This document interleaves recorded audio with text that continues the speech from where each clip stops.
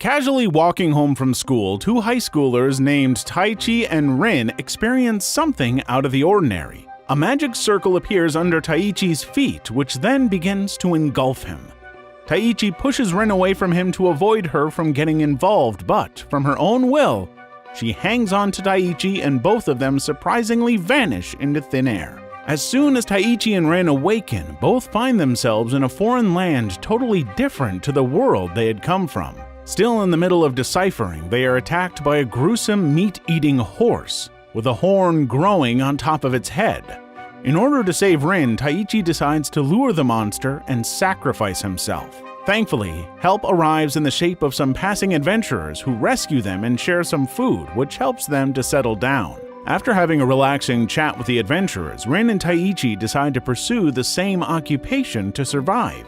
They then visit the Adventurers Guild in the city of Aspire to register themselves when the registration process is abruptly halted, and both of them are sent to a special mage to get their magic power gauged out. There they meet Lemia, who surprises both of them with her astounding magical powers and decides to take them as her disciples. Lemia then goes into detail to explain to both of them about their magical powers being way above average and that they can become the most overpowered mages in the whole world. However, since they don't even know the first thing about casting magic, both have a long way to go to be able to learn and control their powers. Lemia and Miura then further explain the basics of magic to Rin and Taichi.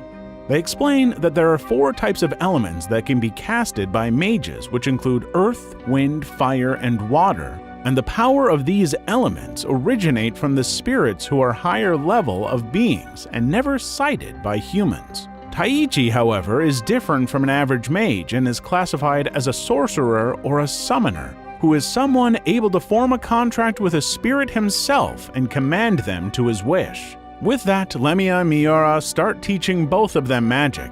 With her quick learning ability, Rin is able to grasp quickly, and although progress on Taichi's hand is a little slow and rigorous, he too is able to hang in there.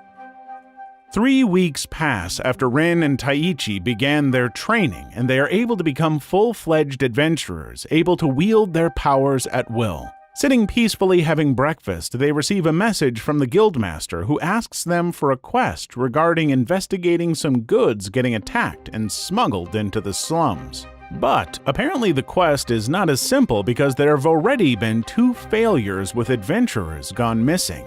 Despite the looming danger, Rin and Taichi accept the request as not only would they get a decent reward, but also a promotion.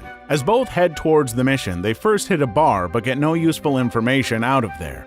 As they head out of the bar, they are attacked by some skilled assassins who are beaten down by Rin and Taichi effortlessly. Handing over the assassin to the guild, Rin and Taichi figure out the reason for the rising prices of goods might be related to their quest. They head to a fruit farm in order to investigate, this time accompanied by Miura as well. After meeting the local farmers, they go on a round where a high-class monster appears before them, which Taichi deals with. Figuring out such a monster should not appear normally in these forests, they come to a conclusion of someone getting involved with it and decide to confront them.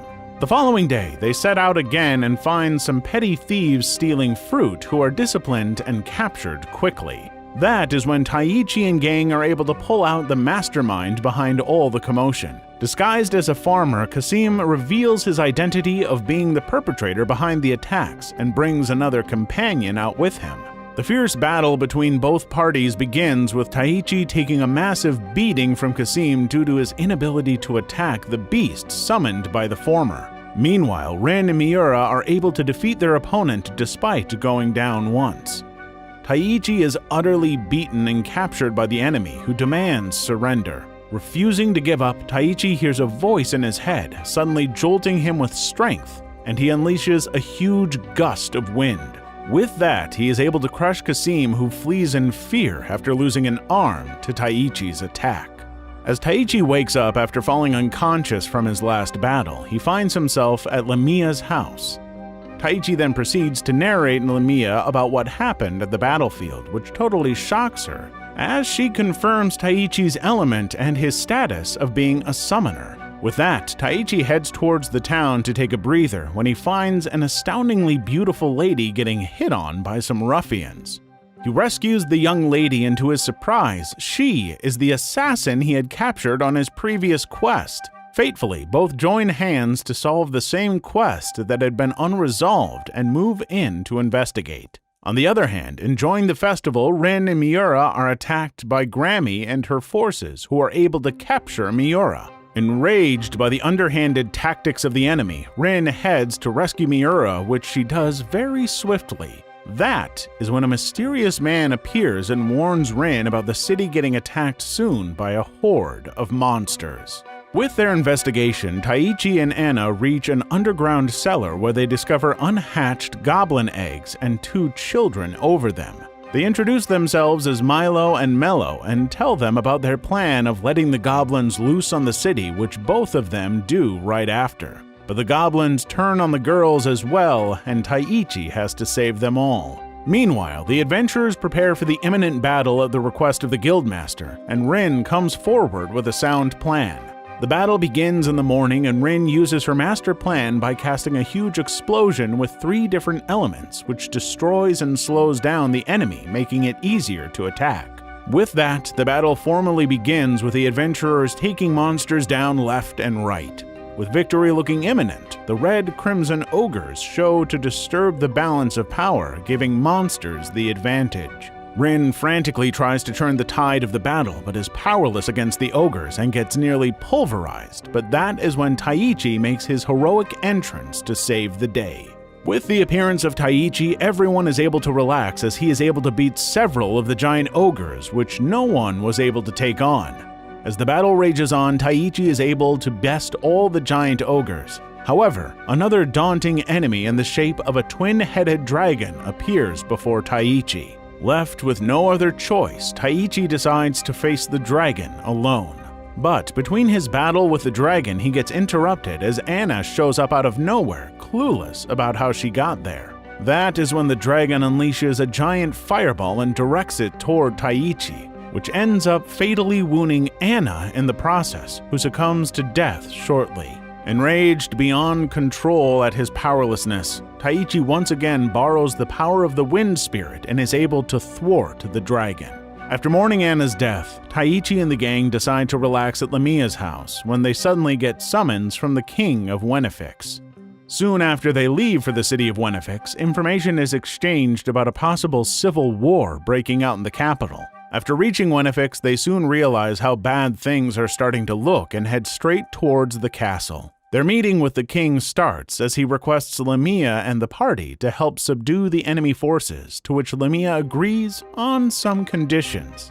That is also when the shocking fact about Taichi and Rin being summoned by the king's orders is revealed.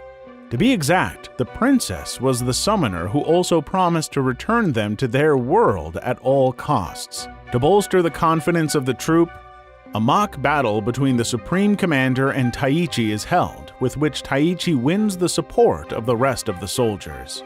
Troop movement from the rebels starts getting more active and war seems unavoidable. Lamia and others are briefed on the war strategy, which they do not understand at all. The worries of Taichi and Rin increase as they realize they would be killing real humans this time around, and feel uncertain, but decide to watch each other's back. Later that night, there is a failed assassination attempt on Rin, which marks the prelude of the battle. The following day, about 1,000 rebels start their attack outside the city and begin targeting the capital's forces with magic spells cast through magical tools. However, these magical tools result in their own demise as they use their own life force as catalyst to cast magic, hence resulting in the utter defeat of the rebels.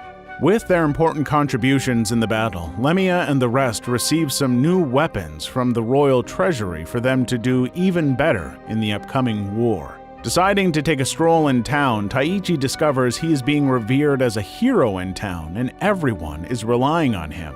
That is when out of the blue, Kasim appears before Taichi and threatens him to a duel, to which Taichi agrees. Kasim places down a magic tool that makes both their magic powers equal. A vicious battle begins soon after, in which Taichi once again appears victorious, and even forces Kasim to accept him as being superior. But there's no time for Taichi to relax as he sees buzz around town, only to find out that the rebel army has formally declared war.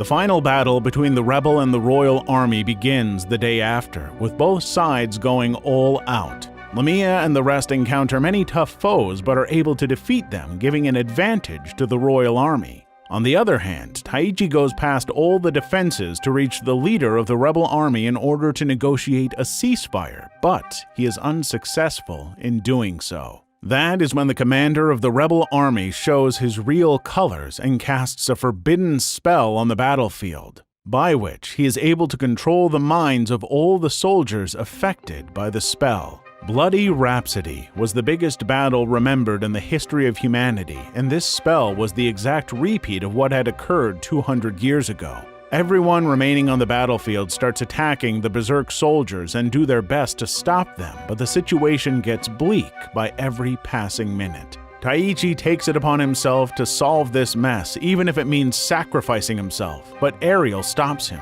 reveals herself of not using her true form, and decides to dedicate herself totally to Taichi. The Isekai Cheat Magician is finally born as he blows away the spell casted by the evil mage and also bests him completely, marking the end of the war. With that, the country is saved as Taichi and the rest of the gang rejoice and celebrate.